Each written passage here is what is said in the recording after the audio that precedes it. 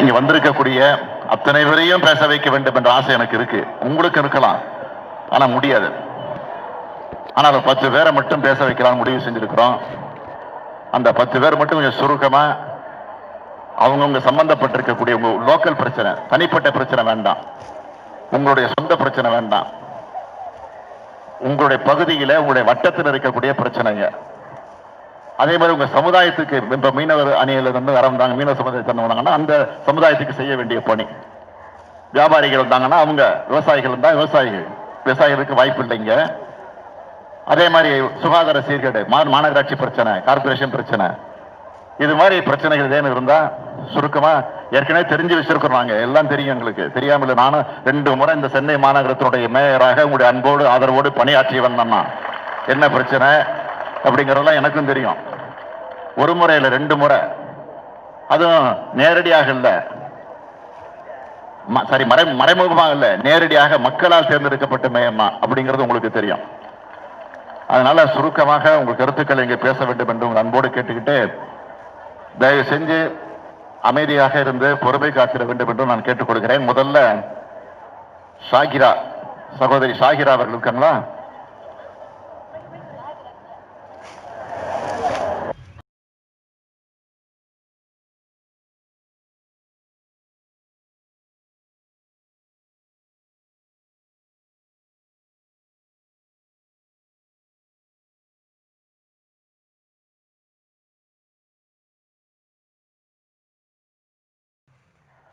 பொள்ளாச்சியில நடந்த சம்பவம் உங்களுக்கு தெரியும். 2 வருஷத்துக்கு முன்னாடி நடந்த சம்பவம் இந்த ஆட்சியில தான், அதிமுக ஆட்சியில தான். இதை நான் பார்லிமெண்ட் எலெக்ஷன் நடந்துச்சு பாருங்க, அதுக்கு முன்னாடில இருந்து தொடர்ந்து பேசிட்டு இருக்கிறேன். பொள்ளாச்சியில ஒரு 250 பெண்கள், இளம் பெண்கள், அவங்கள கடத்திட்டு போயிடுறது. ஒரு பெண்ணா ஒரு நாளைக்கு 2 பேரை கடத்திக்கிட்டு போய் ஒரு ஃபார்ம் ஹவுஸ்ல, ஒரு தோட்டத்துல, ஒரு பங்களால கொண்டு போய் அடைச்சி வைக்கிறது. அடைச்சி வச்சு அவங்களை கட்டாயப்படுத்துறது, பலவந்தப்படுத்துறது, பலாத்காரம் பண்றது, பாலியல் பலாத்காரம் பண்றது. இவ்வளவும் செஞ்சு அத்தோடு விடுறதில்ல. அந்த பலாத்காரம் செய்யற நேரத்தில், பாலியல் பலாத்காரம் செய்யற நேரத்தில் அதை வீடியோ எடுக்கிறது. ஒரு 15-20 பேர் சேர்ந்துக்கிட்டு மொத்தமா இதை செஞ்சிருக்கிறாங்க. ஆக வீடியோ எடுத்து அதை அவங்கள்ட்ட காமிக்கிறது, அவங்க குடும்பத்தில் கூட்டு மிரட்டுறது. நீ மீண்டும் மீண்டும் இங்க வரலன்னா இதை வெளியில போடுவோம், இதை நெட்ல போட்டுருவோம், வாட்ஸ்அப்ல உலா விட்டுருவோம் அப்படின்னு மிரட்டி அச்சுறுத்தி அந்த பெண்கள் கதற அந்த வாட்ஸ்அப்ல நீங்க கேட்டிருப்பீங்க, நான் என்ன மன்னிச்சிருந்தா, என்ன விட்டுருங்கண்ணா ப்ளீஸ் எல்லாம் மன்னிச்சிருங்கண்ணா கெஞ்சுதுங்க அந்த பெண்கள்.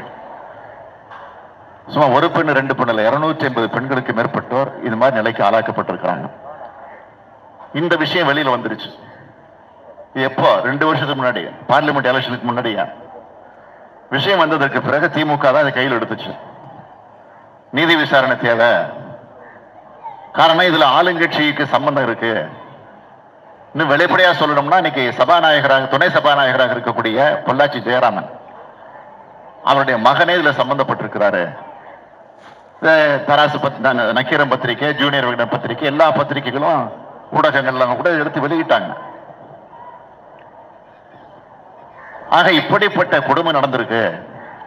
அவருடைய தலைமையில தான் இந்த குழுவை, இந்த கூட்டமே இந்த கொடுமையை செஞ்சிருக்கு. விசாரணை நடத்தணும்னு சொல்லி ஆர்ப்பாட்டங்களை நடத்தணும், அப்பவே நடத்தணும், போராட்டம் நடத்தணும். நீதிமன்றத்துக்கு போய் வழக்கு போட்டோம். சிபிஐ விசாரணை உத்தரவிட்டாங்க. சிபிஐ விசாரணை அப்படியே நடந்துகிட்டு இருந்துச்சு.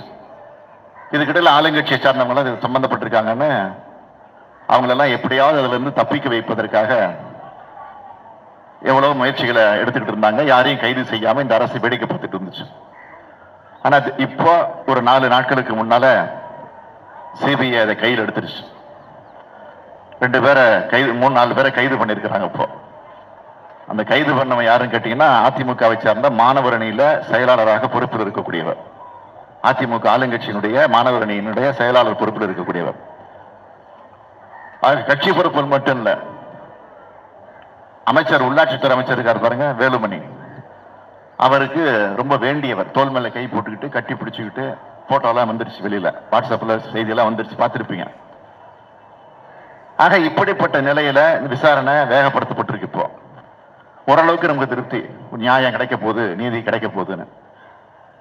ஆனா இதுக்கிடையில என்னன்னா, இதை விரைவுபடுத்தணும், வேகப்படுத்தணும், முறையா நடத்தணும். இன்னும் பல பேர் இருக்கிறாங்க, அமைச்சருக்கு சம்பந்தப்பட்டவங்க இதுல தலையிட்டு இருக்கிறாங்க, அமைச்சருடைய மகனே இருக்கிறாரு, உடனே அவங்களையும் விசாரிக்கணும், கைது பண்ணணும் அப்படின்னு சொல்லிட்டு இன்னைக்கு நம்முடைய மகளிர் சார்பில் பொள்ளாச்சியில ஆர்ப்பாட்டம் நடத்துவதற்கு, போராட்டம் நடத்துவதற்கு முறையா காவல்துறையிடம் அனுமதி வாங்கி எழுதி கொடுத்துட்டு அந்த போராட்டத்தை இன்னைக்கு நடத்த போறோம்னு சொல்லி ஒரு 4 நாளைக்கு முன்னாடி எழுதி கொடுத்துட்டு இன்னைக்கு நடத்த போறோம் காலையில் 10 மணிக்கு. ஆக இதை நடத்துவதற்காக கனிமொழி அவர்கள் மற்றும் நம்முடைய மாவட்ட செயலாளர் கார்ல புறப்பட்டு தங்கியிருந்த இடத்துல இருந்து புறப்பட்டு போயிருக்கிறாங்க. போகும்போதே காவல்துறையினர் தடுத்திருக்கிறாங்க. இதெல்லாம் இன்னைக்கு டிவியில் வந்துச்சு காலையில், நான் அதை பார்த்து தான் சொல்றேன். தடுத்து நிறுத்தியிருக்கிறாங்க. அது மட்டும் இல்ல, அதுல கலந்து கொள்வதற்காக பல இடங்கள்ல இருந்து வராங்க மகளிர்கள். உங்களை மாதிரி மகளிர்கள் பல இடங்கள்ல இருந்து வராங்க, பல ஊர்கள் இருந்து வராங்க, பல கிராமங்கள்ல இருந்து வராங்க. அவங்க எல்லாம் வரக்கூடாதுன்னு அங்கங்க காவல்துறையினை தடுத்து நிறுத்தி, ஏன்னா அந்த போராட்டம் நடத்தினா எல்லா டிவிலையும் வரும். அந்த போராட்டத்துல கனிமொழியிலிருந்து அங்க பேசுறவங்க அத்தனை பேர் என்ன பேசுவாங்க, என்ன நடந்துச்சு, எப்படி நடந்துச்சு, யார் யார் சம்பந்தப்பட்டிருக்கிறாங்க, இந்த நேரம் கைது செய்யுங்க அப்படின்னு சொல்லுவாங்க. ஆக இதை தடுக்கணும். ஏன்னா இவங்க வண்டவாளம் தண்டவாளம் ஏறிடும் இல்லையா, அதனால அது தடுக்கணும் அப்படின்னு அதற்காக திட்டமிட்டு அதை தடுக்க முயற்சித்தாங்க. கனிமொழி காலையில் எனக்கு டெலிஃபோன் பண்ணாங்க, அண்ணா இந்த மாதிரி எங்களை தடுத்து நிறுத்துறாங்க, என்ன பண்றது? தடுத்து நிறுத்தினா அந்த தடையை மீறி போங்க, கவலைப்படாதீங்க, இந்த பேடிகார்ட்லாம் வச்சுட்டாங்க, அது தூக்கி போட்டுட்டு போங்க. நம்ம பெண்கள் கேட்கணுமா, வீராங்கனை இந்த மாதிரி தூக்கி போட்டுட்டு கிளம்பிட்டாங்க. அப்புறம் விடல. அதுக்கு பிறகு நான் காவல்துறை அதிகாரிகளோடு தொடர்பு கொள்ள நம்முடைய அமைப்பு செயலாளர் பாரதி அவர்களும் நம்முடைய என்ஆர் இளங்கோ வழக்கறிஞர் எம்பி அவரிடத்திலையும் போன் பண்ணி உடனே டிஜிபி பேசுங்க, சீஃப் செக்ரட்டரி பேசுங்க, இன்னைக்கு அலோவ் பண்ணலன்னா இந்த போராட்டத்தை முறையா நாங்கள் அனுமதி கேட்டு நடத்துறோம், இது அனுமதிக்கலைன்னா நாளைக்கு தமிழ்நாடு முழுக்க மகளிரை திரட்டி எல்லா இடங்களையும் நடக்கும், நானே அந்த போராட்டத்துக்கு போவேன் அப்படின்னு சொன்னேன். நான் செல்போன்ல எப்போதும் பேசுவேன், ஆனா இந்த விஷயத்தை டெலிபோன்ல பேசினேன். ஏன் டெலிபோன்ல பேசினா அப்பதான் போலீஸுக்கு டேப் ஆகும், ஏன்னா டேப் பண்றாங்க டெலிபோன் எல்லாம். ஏன்னா இந்த நியூஸ் உடனே சிஎம்க்கு போவோம், அதிகாரிகளுக்கு போவோம், போயிடுச்சு, ஆஹா இவரே வரப்போறார், தமிழ்நாடு முழுக்க நடக்க போகுது, இதுக்கடா வம்பு, அனுமதிச்சலான்னு இப்ப அனுமதிச்சு இப்ப போராட்டம் நடந்துகிட்டு இருக்குல்ல,